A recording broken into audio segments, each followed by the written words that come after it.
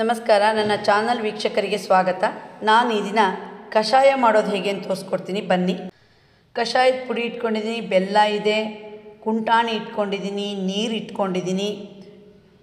ಬರೀ ಕಷಾಯದ ಪುಡಿ ಹಾಕಿನೂ ಕಷಾಯ ಮಾಡ್ತಾರೆ, ನಾನು ಇಲ್ಲಿ ಡಿಫ್ರೆಂಟ್ ಮಾಡ್ತೀನಿ ಸ್ವಲ್ಪ. ನೋಡಿ, 4 ಎಲೆ ದೊಡ್ಡ ಪತ್ರೆ ಇಟ್ಕೊಂಡಿದ್ದೀನಿ, ಮಜ್ಜಿಗೆ ಹುಲ್ಲು ಇಟ್ಕೊಂಡಿದ್ದೀನಿ, ಗಿಡನೆಲ್ಲಿ ಇಟ್ಕೊಂಡಿದ್ದೀನಿ, ತುಳಸಿ ಕದ್ರ ಸಮೇತ ಇಟ್ಕೊಂಡಿದ್ದೀನಿ. ಈ ಸೊಪ್ಪು ಹಾಕದೇನೂ ಮಾಡ್ಬೋದು, ಹಾಕಿದರೆ ತುಂಬ ರುಚಿ. ತುಳಸಿ ದೊಡ್ಡಪತ್ರೆ ಸಾಮಾನ್ಯ ಎಲ್ಲರ ಮನೆಯಲ್ಲೂ ಇರುತ್ತೆ. ಒಂದು ಪಾತ್ರೆಯಲ್ಲಿ 3 ಲೋಟ ನೀರು ಇಟ್ಕೊಂಡಿದ್ದೀನಿ. ಇದಕ್ಕೆ 3 ಚಮಚ ತುಂಬ ಕಷಾಯದ ಪುಡಿ ಹಾಕ್ತೀನಿ. ಕಷಾಯದ ಪುಡಿ ಅಂತ ನಾನು ಯೂಟ್ಯೂಬ್ ಚಾನಲಲ್ಲಿ ಪೋಸ್ಟ್ ಮಾಡಿದ್ದೀನಿ, ನೀವು ಗಮನಿಸಿ. ಈಗ ನಾನು ಕಷಾಯದ ನೀರಿಗೆ 3 ಸ್ಪೂನಷ್ಟು ಬೆಲ್ಲ ಹಾಕ್ತೀನಿ. ಬೆಲ್ಲನೇ ಯಾವಾಗಲೂ ಹಾಕಬೇಕು, ಆರೋಗ್ಯಕ್ಕೂ ಒಳ್ಳೆಯದು, ತುಂಬ ರುಚಿನೂ ಸಹ. ಸಾಮಾನ್ಯವಾಗಿ ಕಷಾಯಕ್ಕೆ ಸೊಪ್ಪನ್ನು ಹಾಗೆ ಹಾಕಿ ಬೇಯಿಸ್ತಾರೆ, ಆದರೆ ಈ ಕುಂಟಾಣಿಲಿ ನಾನು ಕುಡ್ತೀನಿ, ಆವಾಗ ರಸ ಫುಲ್ ಬಿಟ್ಕೊಳ್ಳುತ್ತೆ.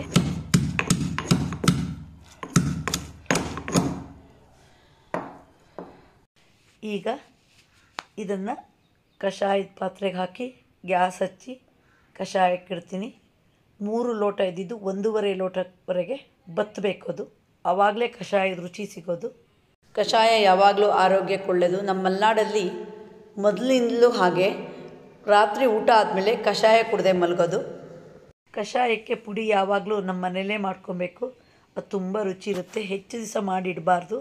ಕೆಲವರಿಗೆ ಕಾಳುಮೆಣಸು, ಶುಂಠಿ ಸ್ವಲ್ಪ ಹೀಟ್ ಆಗಿಬಿಡುತ್ತೆ, ಅದಕ್ಕೆ ನೀವು ಜೀರಿಗೆ ಪುಡಿ, ಕೊತ್ತಂಬರಿ ಪುಡಿ, ಏಲಕ್ಕಿ ಪುಡಿನ ಮೇಲೆ ಹಾಕ್ಬೋದು. ಈಗ ಒಂದ್ಸರಿ ಚೆನ್ನಾಗಿ ಮಿಕ್ಸ್ ಮಾಡೋಣ. ಏಲಕ್ಕಿ ಯಾವಾಗಲೂ ಆರೋಗ್ಯಕ್ಕೆ ತುಂಬ ಒಳ್ಳೆಯದು, ಅದು ಪರಿಮಳವೂ ಹೌದು, ಜೀರ್ಣಶಕ್ತಿಗೆ ಸಹಾಯಕಾರಿ. ಇಲ್ಲಿ ನಾನು 1/4 ಚಮಚದಷ್ಟು ಏಲಕ್ಕಿ ಪುಡಿ ಹಾಕ್ತೀನಿ.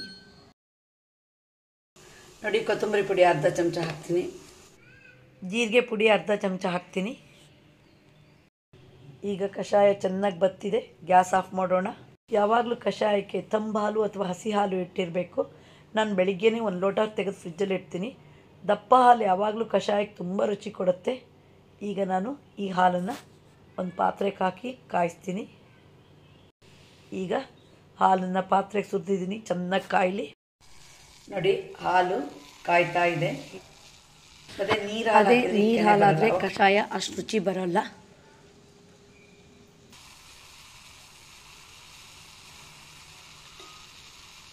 ಈಗ ಒಂದ್ಸರಿ ಕೆನೆ ಬಂದ ಹಾಲನ್ನು ಚೆನ್ನಾಗಿ ಮಿಕ್ಸ್ ಮಾಡೋಣ.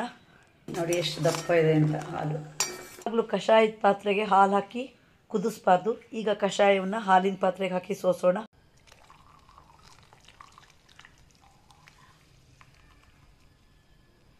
ಹೀಗೆ ಸೋಸಿದಾಗ ಕೊನೆಯಲ್ಲಿ ಕಷಾಯದ ಪುಡಿ ಮತ್ತು ಸೊಪ್ಪು ಸೋಸ ಬಟ್ಟಲಲ್ಲಿ ಬರುತ್ತೆ. ಆಗ ಅದಕ್ಕೊಂದು ಸ್ಪೂನ್ ಹಾಕಿ ಚೆನ್ನಾಗಿ ಒತ್ತಬೇಕು, ಅದು ಇನ್ನೊಂದಷ್ಟು ರಸ ಬಿಟ್ಕೊಂಡು ಕಷಾಯ ಇನ್ನೂ ರುಚಿಯಾಗುತ್ತೆ. ಮತ್ತೆ ಪುನಃ ಗ್ಯಾಸ್ ಹಚ್ಚಿ ಬಿಸಿ ಮಾಡಬೇಕು. ಒಂದ್ಸರಿ ಹೀಗೆ ಮಿಕ್ಸ್ ಮಾಡೋಣ. ಇಷ್ಟು ದಪ್ಪ ಬರಬೇಕು ಅದು ಕಷಾಯ. ನೋಡಿ, ಕಷಾಯ ರೆಡಿ ಆಯಿತು.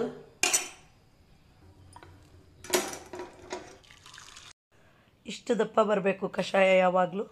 1-2 ಸರಿ ಕಷಾಯವನ್ನು ಪಾತ್ರೆಯಿಂದ ಎತ್ತುಯ್ಬೇಕು, ಅದು ನೊರೆ ಬರಬೇಕು. ಕಷಾಯ ಹೀಗಿದ್ದು ಕುಡಿದ್ರೆ ಥಂಡಿ, ಜ್ವರ ಎಲ್ಲ ಎದ್ದು ಬಿದ್ದು ಓಡೋಗ್ತವೆ. ಅದಕ್ಕೆ ಹಿಂದಿನ ಕಾಲದಲ್ಲಿ ಜ್ವರ ಬಂತು, ಥಂಡಿ ಆಯಿತು, ಕೆಮ್ಮಾಯಿತು ಅಂದರೆ ಫಸ್ಟು ಕಷಾಯ ಮಾಡಿ ಕುಡಿತಿದ್ರು. ನಮ್ಮ ಮಲೆನಾಡಲ್ಲಿ ಯಾವಾಗಲೂ ಸಣ್ಣ ಲೋಟದಲ್ಲಿ ಕಾಫಿ, ಟೀ, ಕಷಾಯ ಏನೂ ಕುಡಿಯೋಲ್ಲ, ಎಲ್ಲ ದೊಡ್ಡ ದೊಡ್ಡ ಲೋಟದಲ್ಲೇ ಕುಡಿಯೋದು. ನೋಡಿ, ನಾನೀಗ 3 ಲೋಟಕ್ಕಾಗಷ್ಟು ಕಷಾಯ ಹಾಕ್ತೀನಿ. ಮನೆಗೆ ಬಂದವರಿಗೂ ಕೊಡೋದು ದೊಡ್ಡ ಲೋಟದಲ್ಲೇ. ನೋಡಿದ್ರಲ್ಲ ರುಚಿಯಾದ ಕಷಾಯ ಮಾಡೋದು ಹೇಗೆ ಅಂತ. ನಿಮಗೆ ಈ ವಿಡಿಯೋ ಇಷ್ಟ ಆದರೆ ಲೈಕ್ ಮಾಡಿ, ಶೇರ್ ಮಾಡಿ, ಸಬ್ಸ್ಕ್ರೈಬ್ ಮಾಡಿ, ಕಮೆಂಟ್ ಬಾಕ್ಸಲ್ಲಿ ಕಮೆಂಟ್ ಹಾಕಿ. ಧನ್ಯವಾದಗಳು.